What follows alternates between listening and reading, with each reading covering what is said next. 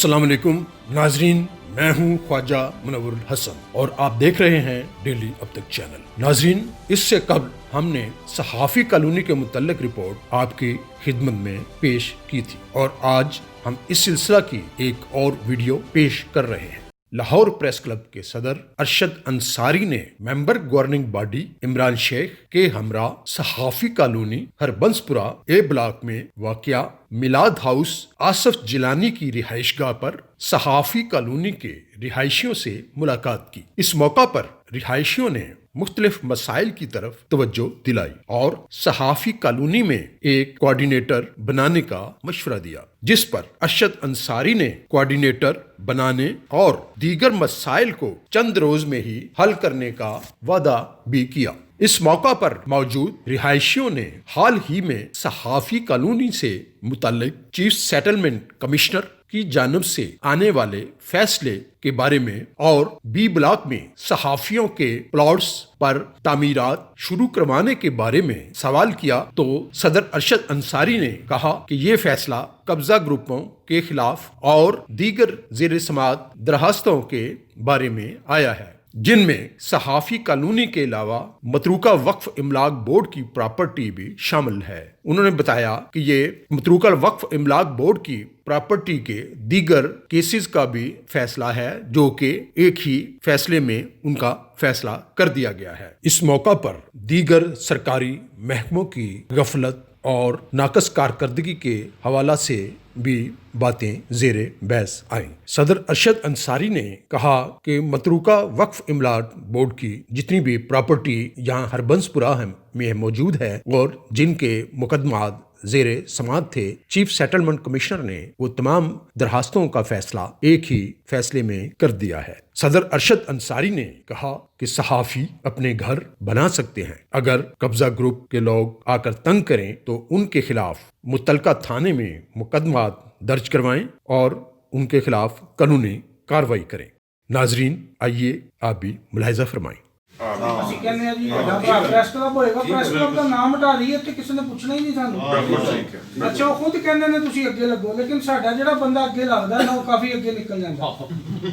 ਹੁਣ ਇਸ ਸਾਲ ਜਿਹੜਾ ਅਸੀਂ ਨਾਦਰਾ ਦੀਆਂ ਗੱਡੀਆਂ ਮੰਗਾਈਆਂ, ਸਪੈਸ਼ਲ ਕਰਾਇਆ, ਕੁੱਤੇ ਮਾਰ ਮੁਹਿੰਮ ਇੱਕ ਗਰੁੱਪ ਜਿਹਨੇ ਸਾਡੇ ਦਰਮਿਆਨ ਕਦੀ ਬੈਠਣ ਨਹੀਂ ਨਾ ਦਿੱਤਾ ਆਪਸ ਚ। ਇਹ ਪੂਰੀ ਕਲੋਨੀ ਚ 5-6 ਗਰੁੱਪ ਬਣੇ ਹੋਏ ਸੀ, ਅਸੀਂ ਇਕੱਠੇ ਕੀਤੇ ਨੇ ਸਾਰੇ। ਔਰ ਯਕੀਨ ਕਰੋ ਸਾਡੇ ਸਾਫੀਆਂ ਨਾਲੋਂ ਜ਼ਿਆਦਾ ਇਨਫਲੂਐਂਸ ਹੁੰਦਾ ਇਲੈਕਸ਼ਨ 'ਚ ਇਹਨਾਂ ਦਾ। ਇਹਨਾਂ ਦੀ ਵਜ੍ਹਾ ਤੋਂ ਵੋਟ ਮੈਂ ਬੜੇ ਪਾਉਣਾ। ਤੁਸੀਂ ਪਲਾਟ ਕੇ ਕੋਲ ਲਿਆ, ਉਹਨੂੰ ਫੋਨ ਕਰੋ ਫਲਾਂ ਬੰਦੇ ਨੂੰ ਵੋਟ ਪਾਉਣਾ ਜੀ, ਕਿਹਨੂੰ ਵੇਚਿਆ ਜੇ ਉਹਨੂੰ ਫੋਨ ਕਰੋ ਜੀ ਪਾਉਣਾ। ਮਕਸਦ ਹੈਗਾ ਇਹਨਾਂ ਦਾ ਇਨਫਲੂਐਂਸ ਜ਼ਿਆਦਾ ਹੈਗਾ, ਸਾਡੇ ਵਾਸਤੇ ਬੜਾ ਬਿਹਤਰ ਹੈਗਾ। ਪਰ ਅਸੀਂ ਸਾਡਾ ਪਾਰਟ ਐਂਡ ਪਾਰਸਲ ਨੇ। ਜਿਹੜੇ ਲੋਕ ਸਾਜ਼ਿਸ਼ੀ ਨੇ ਨਾ, ਹੁਣ ਵੀ ਸਾਰਾ ਕ੍ਰੈਡਿਟ ਹੁਣ ਕਲੋਨੀ ਵਾਲੇ ਮੁਤਨਫਰ ਹੋਏ ਨੇ ਕਿ ਯਾਰ ਕੰਮ ਤੇ ਹੈ ਇੱਥੋਂ ਹੁੰਦੇ ਰਹੇ ਨੇ ਮਿਲਾ ਦੋ ਉਸ ਤੋਂ। ਇਹ ਕਿੱਥੋਂ ਆ ਗਈਆਂ ਨੇ ਟੈਗ ਕਿ ਜੀ ਫਲਾਂ ਗਰੁੱਪ ਨੇ ਹਮਨੇ ਇਹ ਕਰਾ ਦਿਆ ਉਹ ਕਰਾ ਦਿਆ। ਅਸੀਂ ਕਲੋਰੀਨ ਸਪਰੇ ਦੀਆਂ 10 ਗੱਡੀਆਂ ਕਲੋਰੀਨ ਸਪਰੇ ਕਰਵਾਇਆ, ਘਰਾਂ ਦੇ ਦਰਵਾਜ਼ੇ ਗੇਟ ਖੋਲ ਕੇ ਅੰਦਰਾਂ ਤੱਕ। ਮੱਛਰ ਹੀ ਨਹੀਂ ਹੈਗਾ ਕਲੋਨੀ 'ਚ ਐਤਕੀ ਲੋਕ ਪਰੇਸ਼ਾਨ ਹੈਗੇ ਨੇ, ਮੱਛਰ ਕਿਉਂ ਨਹੀਂ। ਉਹ ਫਿਰ ਆਏ ਨੇ, ਉਹ ਕਹਿੰਦੇ ਜਨਾਬ ਮੱਛਰ ਤਦ ਨਹੀਂ ਤੁਹਾਡੀ ਕਲੋਨੀ 'ਚ ਕਲੋਰੀਨ ਸਪਰੇ ਹੋਇਆ। 10 ਗੱਡੀਆਂ ਮੰਗਾਈਆਂ ਸੀ। ਹੁਣ ਦੇਖੋ ਪ੍ਰੈਸ ਕਲੱਬ ਕੀ ਕਰੇ, 3200 ਕਾਰਕੁਨ ਨੇ ਔਰ ਸਾਰੇ ਇੱਕ ਤੋਂ ਇੱਕ ਵੱਧ। ਕਿਸੇ ਦੇ ਘਰ ਪੋਲੀਓ ਦੇ ਕਤਰੇ ਵੀ ਪਿਲਾਣੇ, ਉਹ ਕਹਿੰਦੇ ਬਾਡੀ ਆ ਕੇ ਪਿਲਾਏ ਸਾਨੂੰ। ਬਾਡੀ ਦੇ ਹੋਰ ਕੋਈ ਕੰਮ ਨਹੀਂ ਹੈਗਾ। ਅਸੀਂ ਇੱਥੇ ਜੋ ਮੌਜੂਦ ਆ, ਹੁਣ ਮੈਂ ਇੰਨੇ ਕੰਮ ਕਰਾਏ ਨਾ ਤੇ ਲੋਕ ਇੱਥੇ ਦੇ ਲੋਕਾਂ ਦਾ ਵੀ ਮਿਜ਼ਾਜ ਇੰਝ ਦਾ ਹੀ ਹੈ। ਉਹ ਜੀ ਉਹ ਤੁਸੀਂ ਤਾਂ ਕਰਾਏ ਨੇ ਪਰ ਪ੍ਰੈਸ ਕਲੱਬ ਨੇ ਤਾਂ ਨਹੀਂ ਕਰਾਏ। ਉਹ ਭਾਈਜਾਨ ਅਗਰ ਪ੍ਰੈਸ ਕਲੱਬ ਹੀ ਹੈਗੇ, ਅਸੀਂ ਹੋਰ ਕੀ ਹੈਗੇ, ਅਸੀਂ ਪ੍ਰੈਸ ਕਲੱਬ ਹੀ ਬੈਠੇ ਹਾਂ। ਅਸੀਂ ਜਦੋਂ ਤੱਕ ਅਸੀਂ ਲੋਕ ਆਪਸ 'ਚ ਅਸੀਂ ਇਕੱਠੇ ਨਹੀਂ ਨਾ ਹੋਏ, ਉਦੋਂ ਤੱਕ ਖਰਾਬੀਆਂ ਪੈਦਾ ਹੋਈਆਂ। ਹੁਣ ਸਾਰੀ ਕਲੋਨੀ ਇਸ ਗੱਲ ਤੇ ਮੁਤਫਿਕ ਹੈ ਕਿ ਸਾਡੀ ਕਲੋਨੀ ਦੀ ਤਰੱਕੀ ਹੋਣੀ ਚਾਹੀਦੀ ਹੈ। ਸਹਾਫਤ ਉਹ ਅਰਸ਼ਦ ਅੰਸਾਰੀ ਦਾ ਨਾਮ ਹੈ।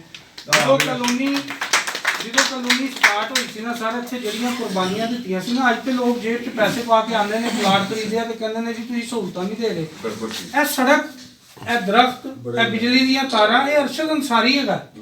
ਇਹ ਅਗਰ ਅਰਸ਼ਦ ਸਾਹਿਬ ਨਾ ਹੁੰਦੇ ਤਾਂ ਸਭ ਕੁਝ ਫਰਕ ਹੋਈ ਜਾਣਾ ਸੀ। ਅਸੀਂ ਦੂਸਰੇ ਗਰੁੱਪਾਂ ਨੂੰ ਦੇਖੀਦਾ ਪੂਰਾ ਸਾਲ ਅੱਛਾ ਅਪੋਜੀਸ਼ਨ ਕੀਤੀ ਹੈ, ਪੂਰਾ ਸਾਲ ਅਪੋਜੀਸ਼ਨ ਇੱਥੇ ਆ ਕੇ ਕੰਮ ਕਰਾਉਂਦੀ ਨਾ।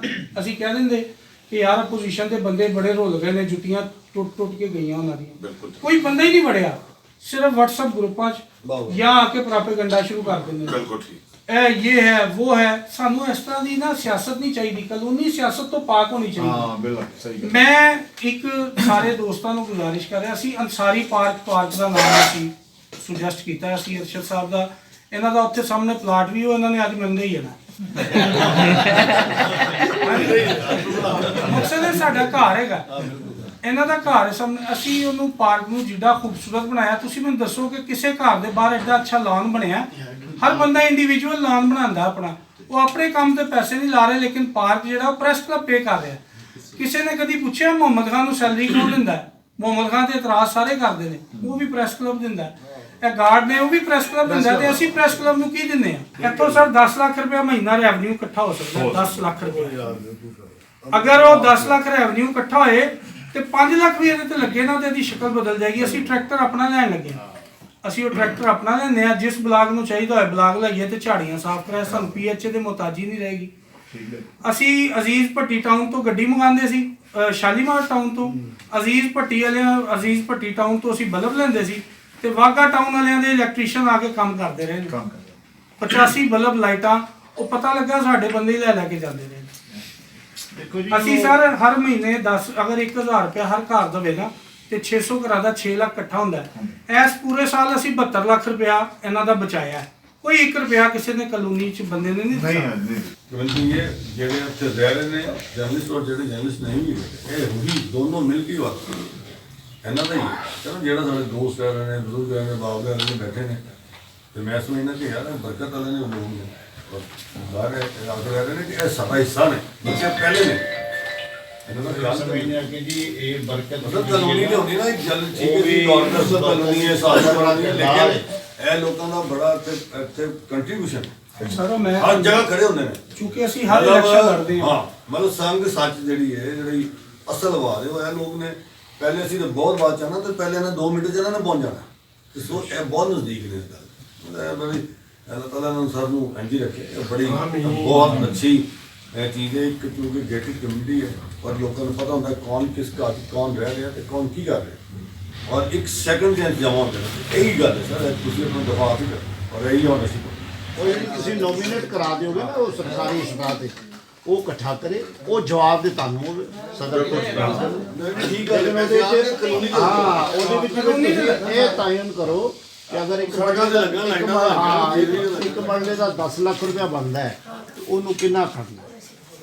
और ये भी अच्छी गल है कि बड़े पैसे इकट्ठे होंगे ਇਹ ਆਪਣਾ ਅੰਸਾਰੀ ਸਾਹਿਬ ਇਹ ਵੀ ਬੜੀ ਅੱਛੀ ਗੱਲ ਹੈ ਕਿ ਅਗਰ ਉੱਥੇ ਇੱਕ ਮਾਡਲ ਬਾਜ਼ਾਰ ਬਣ ਜਾਏ ਔਰ ਉਹ ਜਿਹੜਾ ਉਹਨਾਂ ਕੋਲੋਂ ਜਿਹੜਾ ਆਵੇ ਕਿਰਾਇਆ ਸ਼ਰਾਇਆ ਆਵੇ ਉਹਨਾਂ ਨਾਲ ਸਿਕਿਉਰਿਟੀ ਦੇ ਪੈਸੇ ਨਿਕਲ ਸਕਣ, ਬੜੇ ਆਸਾਨੀ ਦੇ ਮਾਮਲਾਤ ਵੀ ਹੱਲ ਹੋ ਸਕਦੇ। ਇਹ ਮਾਡਲ ਜ਼ਿਆਦਾ ਆਈਡੀਅਲ ਹੈ ਉਸ ਦਾ ਨਾਮ ਹੈ।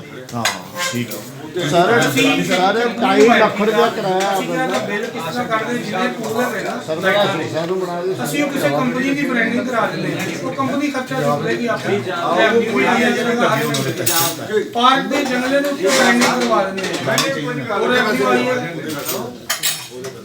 ਉਹਦੇ ਹਰ ਮਹੀਨੇ ਕਿਰਾਇਆ ਹੁੰਦਾ, ਜਿਸ ਤਰ੍ਹਾਂ ਸਾਡੇ ਬੋਰਡ ਹੁਣ ਉਜੜੇ ਪਏ ਨੇ, ਉਹ ਅਗਰ ਅੱਛੇ ਤਰੀਕੇ ਨਾਲ ਤੇ ਪ੍ਰੈਸ ਦਾ ਫੇਸ ਸਟੈਂਡ ਹੋ ਇਹ ਵੀ ਠੰਡਾ ਹੋ ਰਿਹਾ ਇਸ ਤੋਂ ਬਾਅਦ ਜਦੋਂ ਆਇਆ ਤੇ ਅਸੀਂ ਨਹੀਂ ਸਰ ਇਹ ਤੇ ਅਸੀਂ ਐਵੇਂ ਹੀ ਹੋ ਗਿਆ ਵੱਡਾ ਇਹ ਤੇ ਅਸੀਂ ਜਨਾਬ